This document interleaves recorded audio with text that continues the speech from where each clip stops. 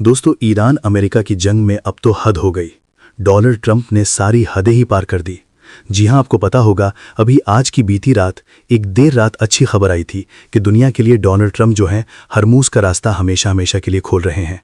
और ट्रंप ने खुद चीन के साथ तेल की कीमतों पर भी एक बड़ा दावा किया था। ये देखिए, अमेरिकी राष्ट्रपति डोनाल्ड ट्रंप के खुद के स्टेटमेंट।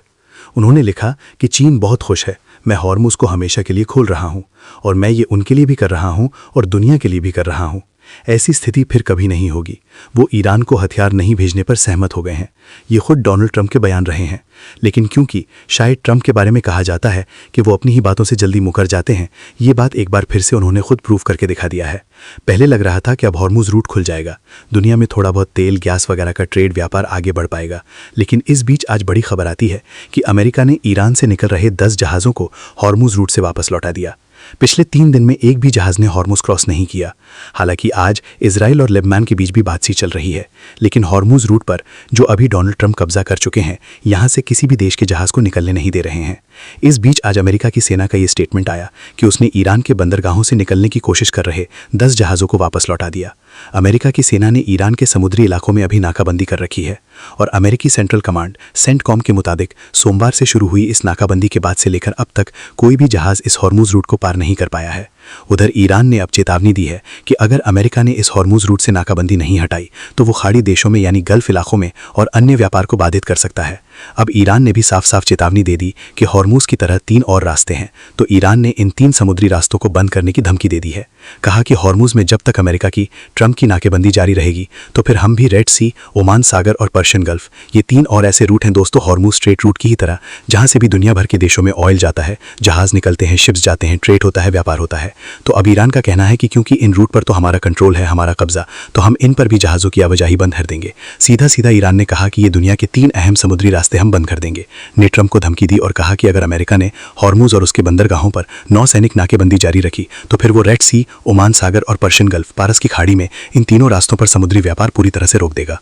और अब जरा सोचिए आप कि अकेला हॉर्मुज रूट जब बंद हुआ तो दुनिया भर में कितनी तबाही मच गई, त्राही मच गई। मतलब एलपीजी गैस सिलेंडर की कमी हो गई, पेट्रोल डीजल की कीमतें बढ़ गई। अब अगर ये तीनों समुद्री रास्ते बंद हो गए ना, तो यूं समझिए कि पूरी दुनिया रुक जाएगी, ठप पड़ जाएगी, जैसे कोरोना काल के दौरान लॉकडाउन में हुआ था। ठीक वैसे ही हालात आपको वापस देखने को मिल सकते हैं अगर ईरान ने इन तीनों रास्तों को भी बंद कर दिया तो। फिर जाहिर सी बात है, जरा सोचिए, एक रूट बंद होने का इतना असर दिखा, तो अब जब सारे रास्ते बंद हो जाएंगे तो दुनिया में कहीं से भी petrol, diesel, LPG, crude oil, इनकी आवाजाही हो ही नहीं पाएगी ऐसा। वहीं इस बीच खबर है, ईरान और यूएस वार्ता में एक नई हलचल देखने को मिली। पाकिस्तान के जरिए संदेश आदान प्रदान करने का दावा किया जा रहा और उधर गाजा से खबर आ रही कि गाजा में संघर्ष अभी भी जारी है और पाकिस्तान के प्रधानमंत्री शहबाज और सऊदी के क्राउन प्रिंस की भी आज मुलाकात हुई। ईरान गए आसिम मुनीर ने अरागची से भी फोन पर बातचीत की है। जी हां, हाल ही में पाकिस्तान के इस्लामाबाद में जो वार्तालाप असफल हो गई, उसके बाद पाकिस्तान शांति प्रयासों पर दोबारा जोर दे रहा है। पाकिस्तान के प्रधानमंत्री शहबाज शरीफ ने जिद्दा में सऊदी क्राउन प्रिंस से मुलाकात करके ईरान अमेरिका संवाद को आगे बढ़ाने पर जोर दिया।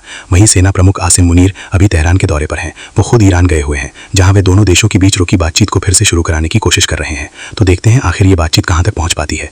वहीं देखिए, दुनिया के पोप लियो का कहना है कि हथियार नहीं बल्कि इंसाफ और करुणा से ही आएगी शांति।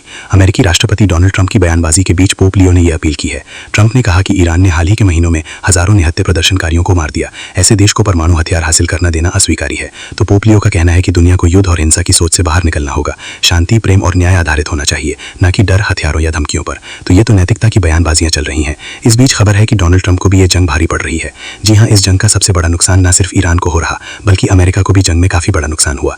देखिए, अमेरिका ने खुद ये बात मानी कि उनका MQ-4C टाइटन ड्रोन जो लापता हो गया था वो क्रैश हो चुका है और अब तक इस तरह के 25 बड़े ड्रोन का नुकसान हो चुका है डोनाल्ड ट्रंप को। अमेरिका ने इस युद्ध में अपने कई बड़े बड़े सैनिक हथियार खो दिए हैं। तो आखिरकार नुकसान तो दोनों ओर हो ही रहा है। जब लड़ाई चलती है, जंग होती है, तो एटलीस्ट मानवता का हमारा ही नुकसान होता है, राइट। अभी 40-45 दिन हो गए इस जंग को चलते हुए।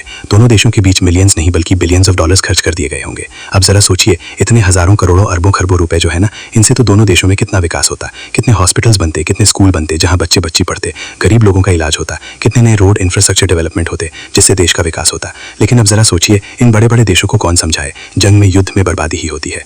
बाकी इस मुद्दे पर आपकी क्या राय है? आपकी राय विचार जरूर कमेंट करके बताइए। फिलहाल ये आज की ईरान अमेरिका जंग से जुड़े लेटेस्ट अपडेट रहे। उम्मीद आपको जानने मिले होंगे। वीडियो को लाइक और शेयर करना, DLS न्यूज़ चैनल को सब्सक्राइब करके बेल आइकन जरूर दबा देना। रोजाना ऐसी इन्फॉर्मेटिव जानकारियां, महत्वपूर्ण समाचार देखते रहने के लिए। जय हिंद, जय भारत, वंदे मातरम।